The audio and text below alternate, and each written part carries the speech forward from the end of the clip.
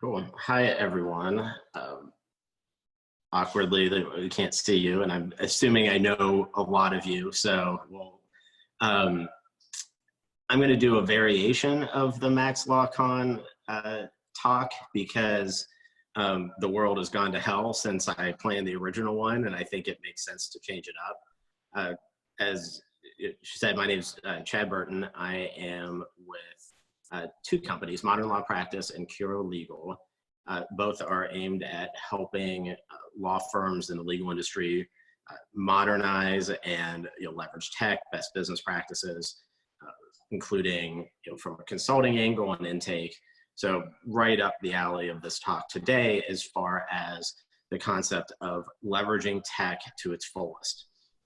This has been one of the topics that pre-global meltdown was something that is important for people to think about because before I go further, Becca's watching for questions in the Facebook group. I can't see those. So feel free to ask questions during it and interrupt. Maybe we can make this more town hall-y feeling versus lecture-y. But I'm going to keep talking and she's just going to interrupt me. But please, ask as we go, including if they're just to make fun of me if I know you. So whatever is fair game. It's cool. It's pandemic life. So anyway, so this topic of using tech to its fullest has been out there and it's been front and center for a lot of people, even pre being stuck in your home and trying to figure out how to work. But as you know, and you've gone through with your firm, over the past month plus, our industry has had to figure out how the hell are we going to operate remote? Even though the tools have been there for a decade effectively, they haven't been fully used. And so today, what I want to do is kind of talk about opportunities that you would have within your firm now, and then how do you leverage this time when client work may be a little slow to really set your firm up for the future, and what's a good way to go about that from a tech perspective. So one of the things that we've seen talking with law firms across the country and including some of my Max Law polls that I put in the Facebook group, that one of the things that we've seen is that people are realizing that they have a lot of the tech, maybe all of the tech that they need to run a more efficient firm, but really they're only using a small piece of what they have and aren't leveraging it to its fullest, which in groups like this, where we have the lawyers that are part of Maximum Lawyer are more advanced than I think most other lawyers in the country, especially as a core group, because we're not asking questions in the Facebook group that are super, super basic. We're talking more advanced topics all the time. And so when we think about our technology, and including folks in this, when I say this group, I mean Maximum Lawyer, because I don't know who the hell's watching me. So we'll just go with that. In the royal we group, a lot of us have shiny object syndrome, where we want to learn about the newest and greatest technology and think that that's what we should be using and switch and bounce around. And that happens with a lot of us. And when we do that, what happens is whatever we're adopting just doesn't get used to its maximum capacity. People will adopt case management software and just use it for billing, but not leverage it for document automation and task management and communicating with clients. So that happens quite a bit. And real specific example that I've seen often, this group has a lot of Filevine fanboys and fangirls throughout the group. And I've talked with so many firms that see the conversations going on in Maximum Lawyer and think, well, my firm's not really built, I have a different type of firm, family law, something else that maybe Filevine's not quite ready for, but They see it and they're like, I want this because everybody else likes it. Ryan McKean loves Filevine, so I should love it too, because who doesn't love Ryan? And so that happens. And so we've seen and worked with firms that have moved to technology like that may not be a really good fit for them. But what they already had, what they were trying to move away from, that they were still using, is just perfect for their business model. And so they're paying for tech that's unnecessary. So especially in this time, when we are all trying to figure out how to tighten budgets and figure out what does the future of the delivery of legal services look like, I think you should simplify what you're using from a technological perspective. So look at what you already have. One of these areas that may just seem silly to this group, but it's resonated with a lot of lawyers I've talked to across the country, is most small firms are either using Microsoft Office 365 or G Suite. And they're using it for email, calendar, contacts, maybe Google Chat or Meet or whatever how they're calling it this particular week, as Google reads all their products. I think they just read their chat feature. But then it's not, then you have technologies included, like, for example, like Google Sheets, that is, that is an amazing database type project where you can do something like tracking leads that people maybe aren't thinking about how to track. So, and the same with like Office 365, where you have Microsoft Teams within it to chat and better communicate in an environment where you are now distributed from the rest of your team. There's so many tools within those that you can just maximize and use that just aren't being leveraged. The same goes with case management. As I mentioned earlier, most of us have it, but it's not being used to its full potential. So one of the things that I would suggest is that you take this time to figure out, okay, are we using our case management software to its fullest potential? Are we leveraging lead tracking capabilities? Are we leveraging document automation? Are we leveraging custom fields, as well as integrations? Because this still exists with the most advanced lawyers, that you're using different types of technology, but not leveraging how they can talk to one another. And there are a ton of natural integrations that exist that you can use to, that are built in to the products that you can leverage. A lot of them are, quite frankly, for show, I think.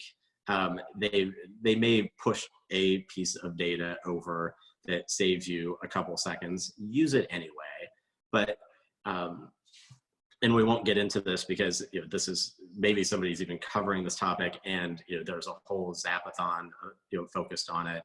But it's worth figuring out how to leverage Zapier to automate and connect your technology. Can't stress that enough, because you have tools in front of you already that will do what you want, but leveraging something like Zapier will even enhance those tools even more and get them to talk to each other and look for opportunities for automation. That's all good. Just to say, use it more, stop minimizing your technology, but it's the implementation part that's the hard aspect of it. You can absolutely sign up for your free trial and give it a try and half-ass the use of it. It's the implementation that matters most. And so pre-pandemic, law firms struggled with implementation because people are busy. They have it on their to-do list that they want to get, either do it themselves or get additional outside training, or knight somebody internally to lead the charge. And then it just, because client work was there. And now we have a situation where leads are down, the phone's not ringing as much. We are seeing, generally, most firms seem like their phone is ringing a little bit more. So there's something kind of in the works, it seems, this week, that people are starting to think a little different and starting to pick up that phone to call for services, but people still have time. And so most law firms, when they're implementing technology, want it to be perfect before they roll it out to their team, because they're worried about the concept of the paralegal or the legal assistant or the not forward technological lawyer jumping into something and not using it well, and just not disregarding the technology because it's not fully set up. That's something that happens quite a bit. So what happens is you end up not rolling anything out. I talk to at least 2 or 3 firms a week that have technology sitting there that was purchased months and months ago, but it hasn't been implemented because either A, it's legacy clunky technology that they shouldn't purchase in the first place and it's too hard to implement, or B, they just have just haven't felt that they can get it to its full potential so that the team will adopt it. And that has a lot of legitimate concerns in there, because you're trying to get people to use the technology to be more efficient in their work and deliver better client service. So you don't want to get them hung up on things like, oh, I don't know how this feature works, I didn't get trained enough. This is legit, but what we're seeing now is maybe a better way to do this. And this includes using what you have already. And if you are adopting new technology, is to think about how you're using it and maybe make it a little bit easier. And I think a good way to describe this is in software development terms. There are 2 kind of primary schools or ways of developing software and rolling it out. One is a waterfall method, and then the other is agile. Waterfall is when you have a tech project and you aren't going to roll it out until everything is done and perfect. All the features are there, all the change orders have been done, and the tech is ready to go.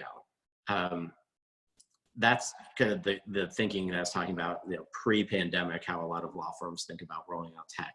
The other is agile, where you get your core set up and then you roll out features and updates as they come about. And so I would suggest that you take a more agile approach nowadays. One, because your team is infinitely more flexible for change than they were a month ago. Jack Newton, I'll butcher it, but he had some kind of quote on something he said at some point in the past month where it's, the law firms had to move, 5 to 10 years into the future, but they had to do it in 5 to 10 days. And so something like that, close enough, you get the point. So your people are now more flexible than they were before. And that's a great thing, because we also don't know what practice looks like, 3 months from now, 6 months from now. And you can read, and I've read way too many articles about what's going to happen next with our apocalypse. That is it going to ebb and flow spring and fall, where we're going to have flare-ups and then people are going to be working from home again, or like, who knows, whatever, it doesn't matter. But the point is, you now have a team that has figured out how to adjust to change really quickly. And so you should take advantage of that. You should take advantage of the idea that maybe you didn't, your case management software sucked before, and you're implementing something new, and you took advantage of whatever Corona, coupon codes that were out there and signed up for something. And, now, what may be a 3-month rollout, you want to start using it right away. And so your team, I think, is more primed now to do that than they were pre-going remote. because they've just really have had to have that mind shift. So getting started with technology now is going to be a lot easier for you. So I'd recommend kind of rolling things out as gradual as possible. Any questions so far? No, so far so good. Keep going. Great. Thought I'd take a breath for a second. Yeah. So as you are looking at the technology and figuring out how to simplify it, another area that we're seeing that firms are spending a lot of time on now is building out processes and procedures. Obviously, there's different mindsets as to how you can go about the pandemic. You could just say, look, we don't have any clients, screw it. I'm going to watch Netflix for the next 3 months. And when the phone starts ringing again, I'll think about it. Most of us are thinking about what does our business look like going forward, and taking the opportunity to build what they've been missing over maybe months or years. And that includes, obviously, the idea of using the tech that we just talked about, whether adopting new technology or using what you've got. The other is what we're seeing is an opportunity for people to spend more time with their team, which sounds fascinating because you're remote. And we've been suggesting and recommending to firms that you need to pay way more attention to your people than maybe you were before, because even though, and that means daily stand-ups where you can share information. What's the status of your PPP application? Take questions or comments for people, how they're doing, and ask them, like, what are the struggles that you're having? What barriers do you have to getting your work done? And that comes in lots of different flavors, and often it can be technology or process oriented. So spending the time with people and then getting them one-on-one on Zoom or your other favorite video conference tool, and let them just share how they're feeling, because we know a lot of people are currently, may seem okay on the surface, but they're really struggling with what it means to work remote. Got a lawyer friend who's been practicing for 45 years that, like, I feel like I get like a daily text that's like a cry for help because he's never worked from home before, and it's going insane. And this is, and so paying attention to your people and helping them with challenges. So, and this ties to the tech piece, because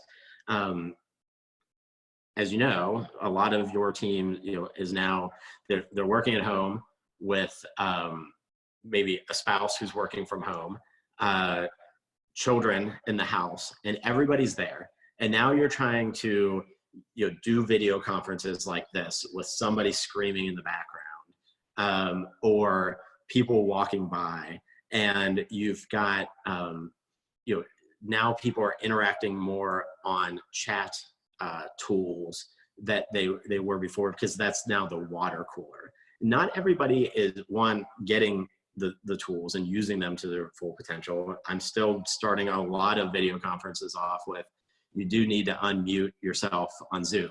And we're now like a month into it and people are still, even my mom has learned how to use Zoom, and my 12-year-old, and it's the same thing. And so like everybody's having you do need to unmute yourself on Zoom. People are still struggling with this stuff.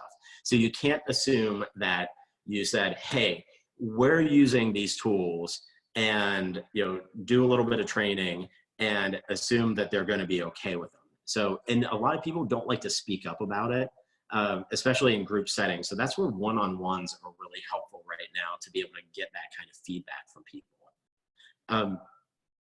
This is also a really good opportunity to leverage your team and bring them into part of the process for implementing technology.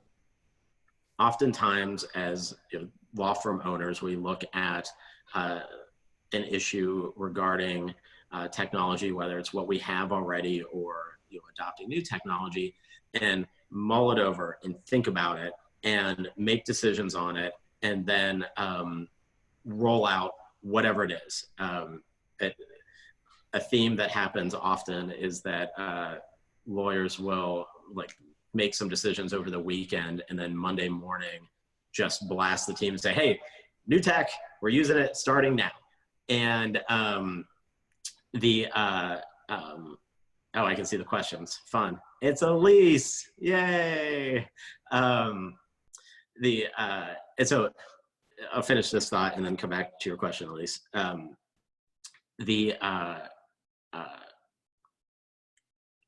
Using your team to help roll out and leverage technology more is great because they're going to have some time on their hands, and it's going to invest them in the concept more. So depending upon the size of your team, you can establish little working committees to roll it out. This way it's also not on you. And the opportunity there is to really engage them and create ownership in the process. And it's especially important now when people are sitting at home and struggling with all this stuff, and maybe their job is cut in half because there's only so much they can do.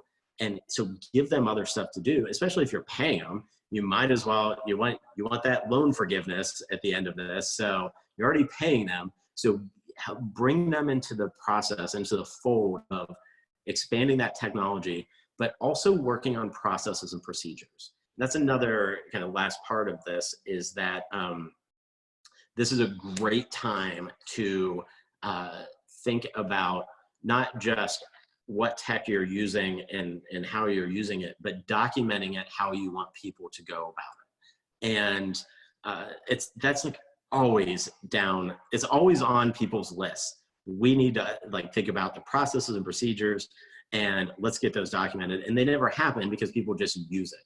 Now is the time to do it and get that documented. Use something like, there's so many options out there, but Tetra is one that's a pretty good tool. I like documenting processes and procedures on Trello, creating a card for each little topic. And so there, but make it as simple as a Google Doc or a Word doc, whatever it's there. So just, it's a great time to think about that and to document that information. So Elise, you asked about Microsoft Teams. Do I have thoughts on it? One, every time I say it, I think I'm saying Microsoft Teams, which is weird, but that's my issue. I think like my thought on it is and to be clear, my use of it has been pretty limited. I'm using it with one of our intake clients that use it for communication and just started doing it recently. And I'm only using it on mobile because I really only use mobile devices. I've been underwhelmed by that mobile interface at this point. I like Microsoft iOS apps, to be clear. I love Outlook on my iPhone and iPad, but Teams has felt a little underwhelming. Most people that are using it like it. And if you have Office 365, you're already paying for it. So we're big fans of Slack. I use Slack. Oh, I'm here. Sorry, phone rang. I like Slack personally, and we use that. I like the integrations that are the opportunities that are there, but it's going to be an additional cost. And Teams, if you have 365, it's already something that you've paid for, and most firms that use it seem to like it at this point. So those are my team's thoughts at this juncture. Do you have anything else pop? Is that the only question so far? Okay. It is, yep. Cool. What else should we talk about? Let's go back to the automation and integration piece. And that goes to a lot of people jump into automation too early. And I used to be one of those people where you adopt some technology and it's like, oh, you can automate whatever it is you're doing through this tech with workflows and things. And so I used to jump into that what I would suggest now is, as you are more fully using this technology, the opportunity is to go manual for a bit. Think about, what's the best workflow that you had. I know one area that is primed for this is the intake arena, because intake is something that if you asked me like 2 years ago, would I be super engaged with intake, I would have told you no, that sounds awful. It's important, but now it's just living and breathing it all the time to figure out what's the best way to optimize intake for firms. And it's an area where there's lots of opportunity for automation, but you need to get your processes down first. And that means from like the second the phone rings or that email lead comes in, how does that all get processed through the consultation and the hiring? So we look at intake from really from your marketing messaging, how your firm is establishing credibility out in the marketplace first, and then all the way through to the concept of getting hired, getting the engagement letter signed, and getting that retainer payment in.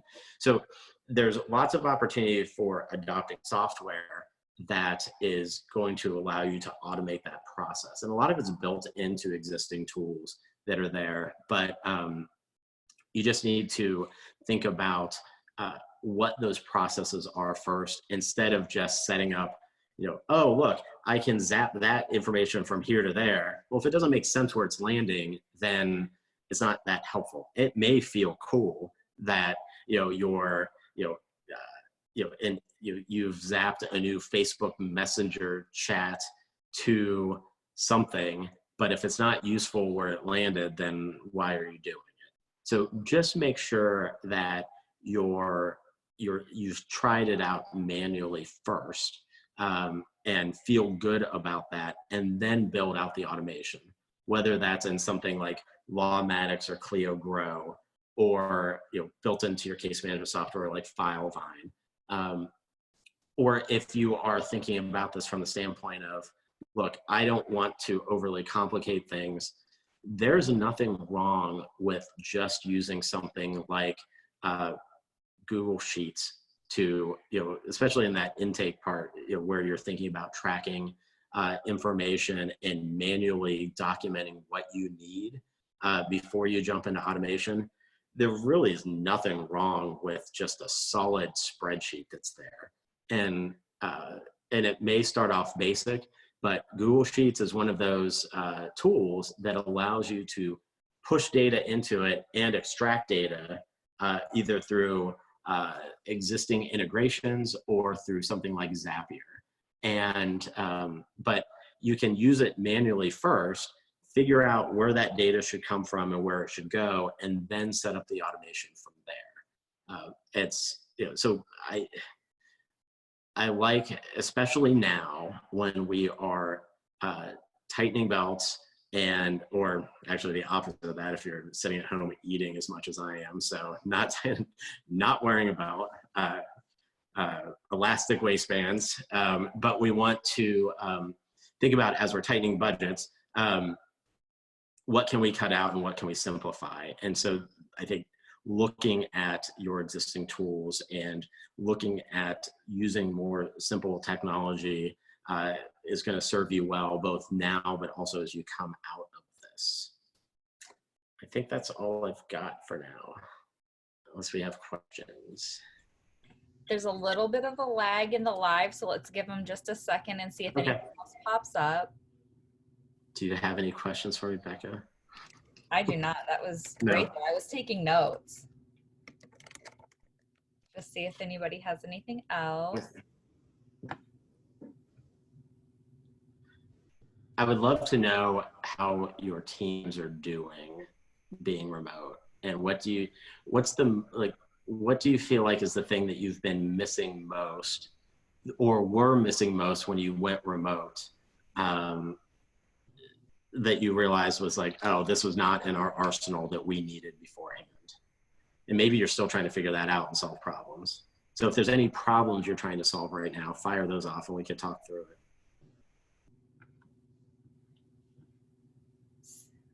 Those are great questions. Let's see if anybody adds anything to our comments. Or comment on what you think of the guild so far. I'm so curious. Okay, so Elise commented, she said, my team loves remote because she's always remote. But they're sad about not seeing each other. Yep. And that's where like the excessive video conferencing, ignoring social distance. I'm just kidding. That's probably based on Facebook, that will make people upset. That's where excessive communication is so important now. And it just matters that, and the more you can do the face-to-face, the better. And because it's not going to go away. And even, at least your team has been remote from day one, but it's different. There's an absolute different feeling between voluntary remote work and forced remote work. And I've been doing basically mobile work myself for a decade in different capacities. And it feels different now, like, because it's forced. And I also can't just go somewhere else, and work. Like, if I want to pop to a Starbucks and work, some afternoon to change the scenery, like, that's gone. And so a lot of this just blows. And so the best thing you can do is just communicate as much as humanly possible with people. And whether on Teams or Slack, just create channels for silliness. Even if that's not your thing, just give people an outlet. One firm that uses WhatsApp and for a lot of communication, and it's mostly dog pictures and things they're eating, but they've been doing that for years, but it matters more now. I was talking with a lawyer the other day. She's in charge of the COVID-19 Slack channel for her firm, where it's just, absurd pandemic jokes. And so that's how they're coping with it on that front. But so I think one way to do this, from a structural standpoint, besides the chat aspect, is do that daily stand-up. It will feel burdensome, but maybe set it for like 8:30, 9 in the morning. It's not something that you have to spend a lot of time on it. Make it 10, 15 minutes, just check in, give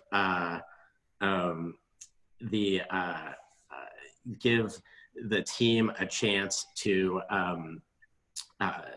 vent, give them updates. I love the whole radical candor, concept within leadership is so important right now, because people aren't as productive as they used to be. So you need to figure out how to make them more productive and tell them, do you get some kind of pass? Maybe, but you need to just stay on your people. And the aspect of how things are going with the firm is something that's super important. So if you have some kind of update, like a lot of people's, SBA application is just stuck. And then your team is going to see, the, excessive news coverage today that the money's gone. And so that's going to freak a lot of people out. And so just let them know where they are, and just tell them that, they just need to know that you're working hard to help them and keep them, and you care about them. And listen, I'm not the touchy-feely type person, but there's no option here. You just have to do this and suck it up and go to where people are right now, because it's so hard for them. And so, but the more updates you can give them on what's happening, the better. So daily stand-ups, weekly team meetings that are structured, one-on-ones, and depending upon the size of your team, maybe you're doing all the one-on-ones, or if you have some kind of management structure, then delegate that out, but make sure you're meeting with your leadership team as well.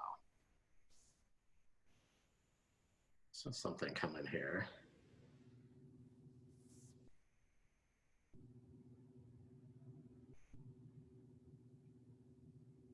So there's a question here about connecting phone with the CRM. Somebody calls, their phone number auto-populates the CRM and then makes notes in the CRM about the call.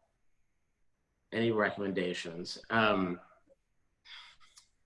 You can, I think it's going to depend on your phone system, but I would look at phone systems that are tied to Zapier, where you could zap information from the voice over internet system into your CRM if it allows for that.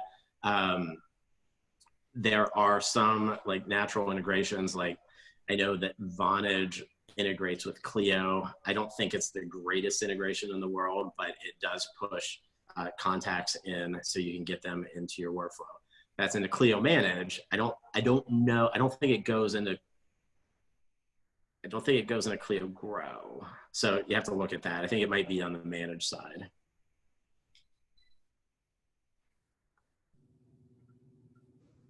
No, Elise, I'm not touchy-feely. So even with Serbian wine in me, I don't think that happens.